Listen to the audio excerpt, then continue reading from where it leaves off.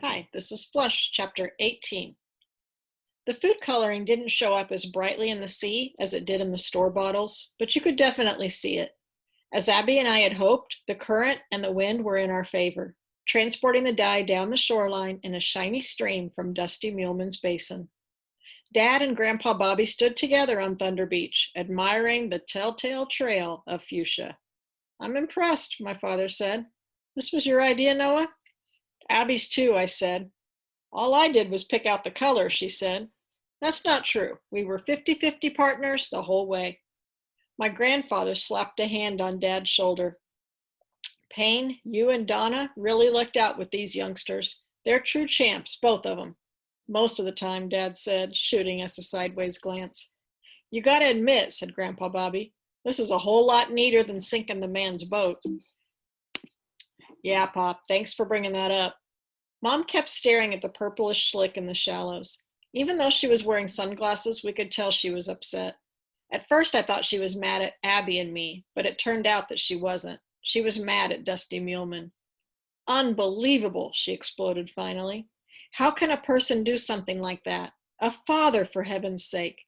All the kids on the island go swimming here, and he's poisoning the place with all this, caca," said Abby.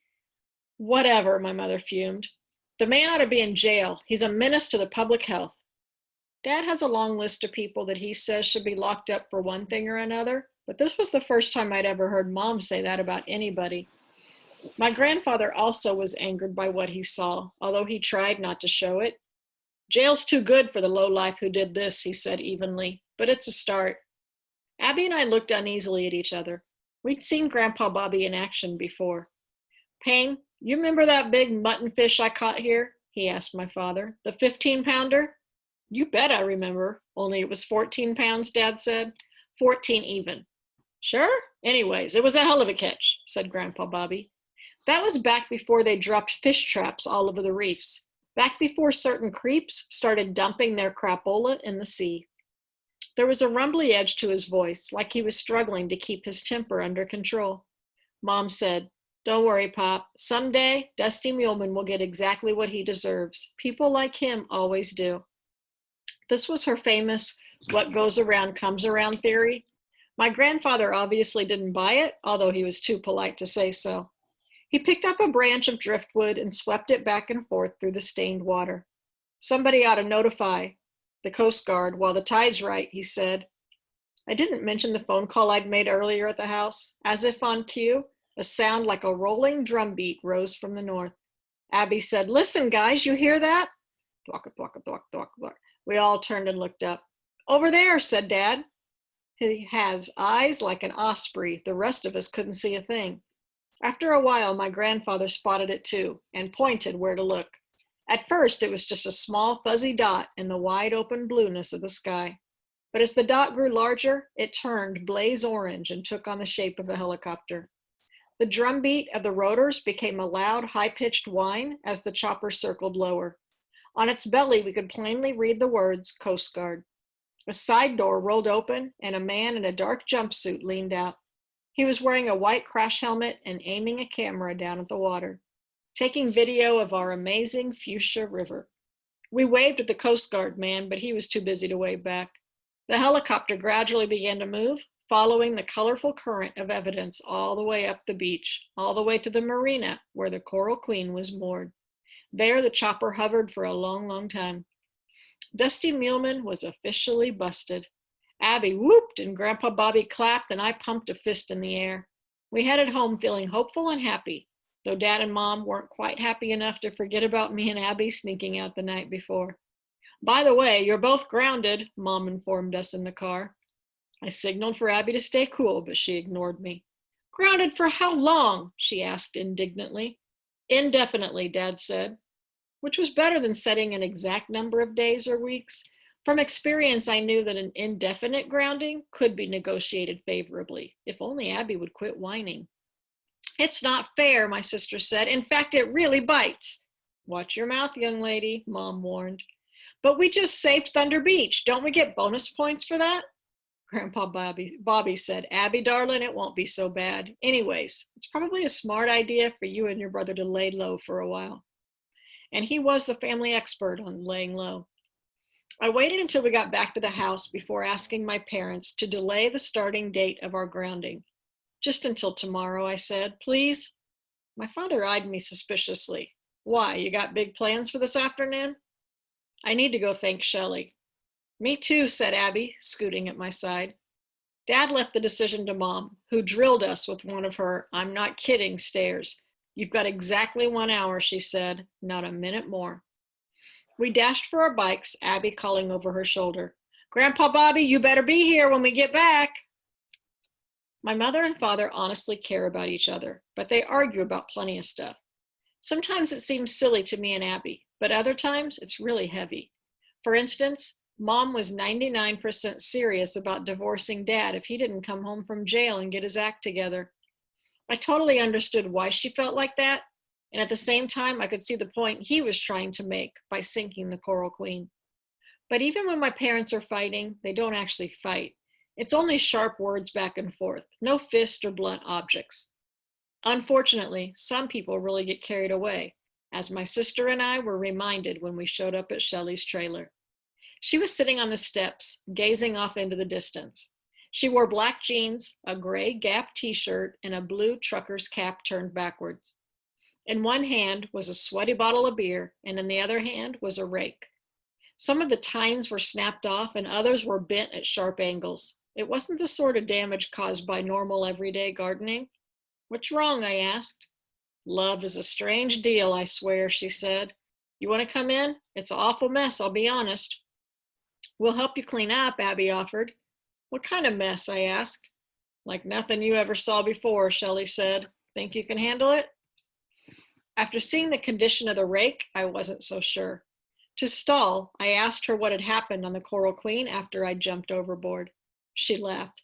Nobody heard a thing because the band was so loud. Everybody just kept drinking and gambling. The customers who saw you run past, they figured you belonged to one of the crew. What about that nasty old lady who tried to break into the bathroom? Oh, her? Free stack of chips and she was back at the blackjack table, happy as a clam, Shelley reported. Speaking of bathrooms, I had to make like 7 trips before I got rid of all that purple goo. Every time I'd get settled nice and cozy, somebody'd start banging on the door saying they couldn't wait. My wrist hurts from flushing so much. But our plan worked, Abby piped eagerly.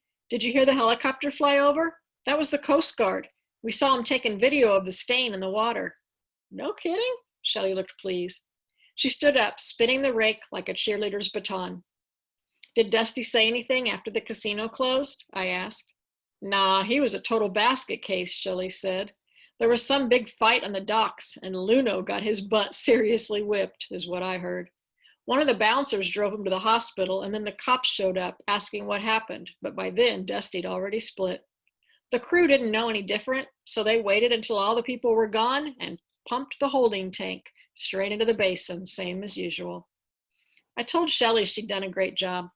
Thanks for emptying that liquor crate so I had a place to hide, and for sneaking me into the lady's head, and most of all, for risking your neck to help us out. Yeah, you did awesome, said Abby. But what about Dusty's secret spy at the Coast Guard station? How'd you fix it so he wasn't around this morning when Noah called in about the Coral Queen? Shelley propped the rake on one shoulder like a rifle. Come on in, she said to us.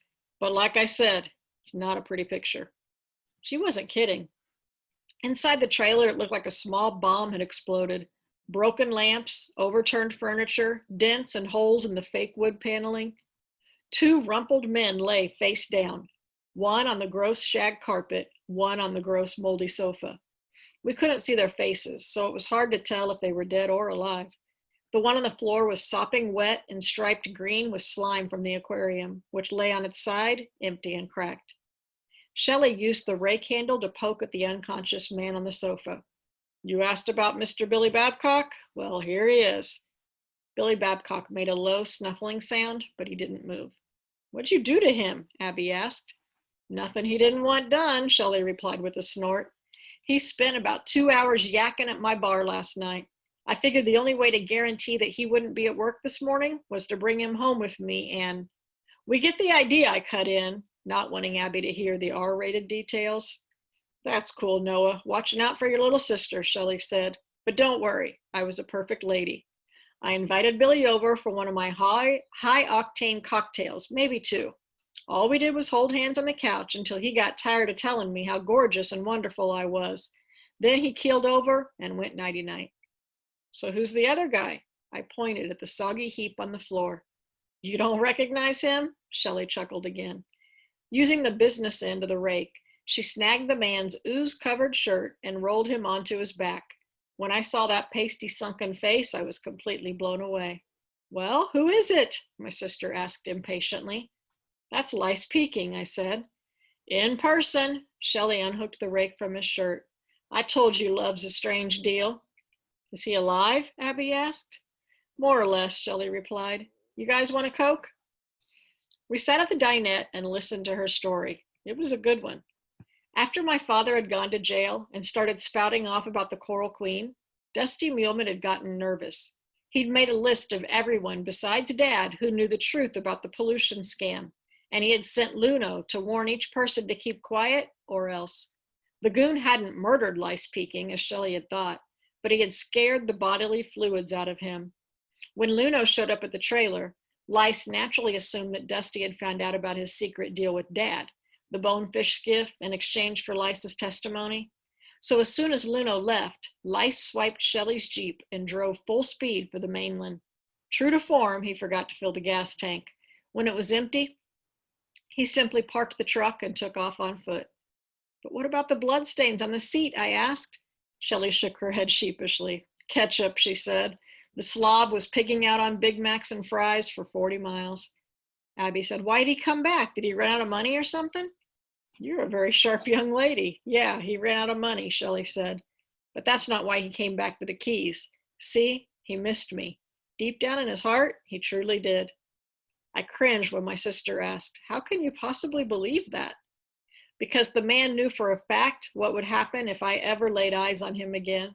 He knew I'd whip him like the sorry, no-good jackass he is, yet he came back anyway. If that ain't true love, it's close enough for me, said Shelley. The timing of Lice Peeking's return couldn't have been worse. It was past 3 in the morning when he'd flung open the trailer door, only to find his cherished Shelley reading an astrology magazine on the couch with a snoozing Billy Babcock stretched out beside her. In a jealous fit, Lice Peeking had jumped on Billy, kicking and punching and scratching. That was when Shelley had to run to the tool shed. Being whacked with a rake seemed to work miracles on Lice Peeking's attitude. He dropped to one knee, told Shelley he adored her, and blubbered he was sorry for all the rotten deeds he'd ever done. Even promised to pay back the $186 he took, plus the towing charges for the Jeep, Shelley said. I'll never see a nickel for sure, but still it was a nice sentiment. I told Lice to quit begging and get off the floor, and that's when the fool grabbed the aquarium stand to pull himself up. Whole tank tipped over on top of him, all 50 gallons, and off to dreamland he went. It wouldn't have been a huge shock to learn that Shelley had purposely dumped the grungy aquarium on Lice Peeking, but I took her word that it was an accident. Anything was possible. What about the fish? Abby asked worriedly. There was only one left, the loneliest, most pitiful guppy you ever saw. I put him in the bathtub, Shelley said. And him? I nodded towards Billy Babcock. Slept through all the fun, believe it or not. Shelley nudged him again with the rake handle. Once he wakes up, I'll clue him in on what happened. Otherwise, he'll be curious about all those fresh bruises and fingernail marks. I went over to take a close look at Lice Peeking. The toppling aquarium had left a plum-sized knot on his forehead. His t-shirt showed several rows of small bloody holes where Shelley's rake had dug in, but he seemed to be feeling no pain. He snored peacefully, blowing snot bubbles from his nose. Abby said to Shelley, "What a loser. I can't believe you're taking him back." "It's none of your business, princess, but let's say it was. Let's say you were my mother, and you were upset about me hanging out with this lame excuse for a boyfriend. I'd tell you that I'm a big girl with my eyes wide open. Made a few dumb mistakes of my own, but I was always grateful for a second chance. And trust me," Shelley said, "that's all Lice Peeking is getting. One more chance. Look here, he even went and bought me some new earrings." Shelley pulled back her thick hair to reveal 5 small, shiny hoops in her left ear. Abby admitted they looked cool. "Yeah, they do." Shelley turned to me. "Noah, what does your daddy think is going to happen to Dusty Muleman?" He says the Coast Guard will probably shut down the Coral Queen right away. He says they won't throw Dusty in jail, but they could make him pay out a fortune in fines. But if the boat's out of business, then you're out of a job, Abby said to Shelley. What are you going to do? Don't worry about me, Princess. Being a bartender in the Keys is like being a roofer in hurricane season. You're never out of work for long. The trailer was such a disaster that sweeping and mopping seemed like a waste of energy. It should have been towed straight to the county dump, but it was Shelley's only home, so I said, I'm going to help you fix up this place. You'll do no such thing. She steered us towards the door. I got all the help I need. These two turkeys ever wake up. She gave each of us a quick hug, then closed the door. Abby checked her watch and announced that we had exactly 11 minutes to get home, or else we'd be grounded until the next century. We took off down the old road as fast as we could. Ahead, I spotted two familiar figures, one running and the other pedaling a beach cruiser behind him. Abby noticed them too. Noah, don't stop, she said through clenched teeth, no matter what. And I wouldn't have stopped either, if only Jasper Jr. hadn't called me an exceptionally insulting name as we flew past. Next thing I knew, I felt myself hit the brakes. It was pure reflex. After all that had happened, I just couldn't pass up the opportunity to brighten Jasper Jr.'s day. Are you completely whacked? Abby whispered. Keep going, I told her firmly. I'm not kidding. She knew it too. She kept riding. I spun the bike around and waited.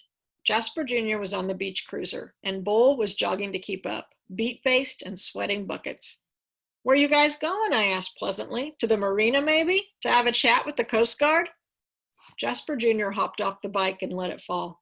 I could see that he was boiling mad. He stalked up to me and grabbed my handlebars and wrenched them back and forth, trying to knock me off. Somehow I kept my balance, and I also kept the smile on my face. It was driving him nuts. Okay, dork brain, let's do it, Jasper Jr. snarled. You and me, right now. Jasper, don't start nothing, Bull said, bending over to catch his breath. Very calmly, I climbed off my bicycle and put down the kickstand. Then I stepped up to Jasper Jr. and got right in his face. When he reached up to shove me, I knocked his arms away. He seemed totally amazed. I couldn't stop smiling. Being afraid of those two boneheads seemed so ridiculous. I'd rather have taken another punch in the eye than run away. Come on, dude, Bull said to Jasper Jr. Let's go. Oh, no, you don't. Not yet, I said. He still owes me an apology. In fact, he owes me two after what he just called me. You're so dead, Jasper Jr. snapped. So dead. The way he was moving his rat-like mouth, I knew he was working up another loogie to spit on me. I reached under my shirt and pulled out the chain that was hanging from my neck. The ancient gold coin dangled back and forth, glinting in the sunlight. From the bug-eyed way that Jasper Jr. and Bull were staring, I knew they'd recognize the coin as the one that Grandpa Bobby was wearing that day in the woods. Bull took a shaky half-step backward. Jasper Jr. stood there gnawing on his lower lip, which I took as a sign of possible brain activity. Neither of them wanted to tangle with that crazy old pirate again. I'm still waiting for my apologies, I said. Bull poked Jasper Jr. Get it over with, dude. Then Bull picked up the beach cruiser, hopped on, and pedaled away. Jasper Jr. shifted uneasily as he watched his friend ride off. Now it was just me and him. I'd like to think he would have been nervous even if I hadn't shown him the coin, but probably not. He turned his knobby walnut head and hawked on the pavement. I'm sorry, Underwood, he mumbled, barely loud enough for me to hear. One down, I said, and one more to go. It was obviously painful, but Jasper Jr. forced himself to say it again. I'm sorry, okay? S-O-R-Y. Close enough. I stepped back and waved him down the road. Jasper Jr. gave me one of his trademark sneers and took off running. Have a nice day, I called, though I knew it probably wouldn't turn out that way for the Muleman family.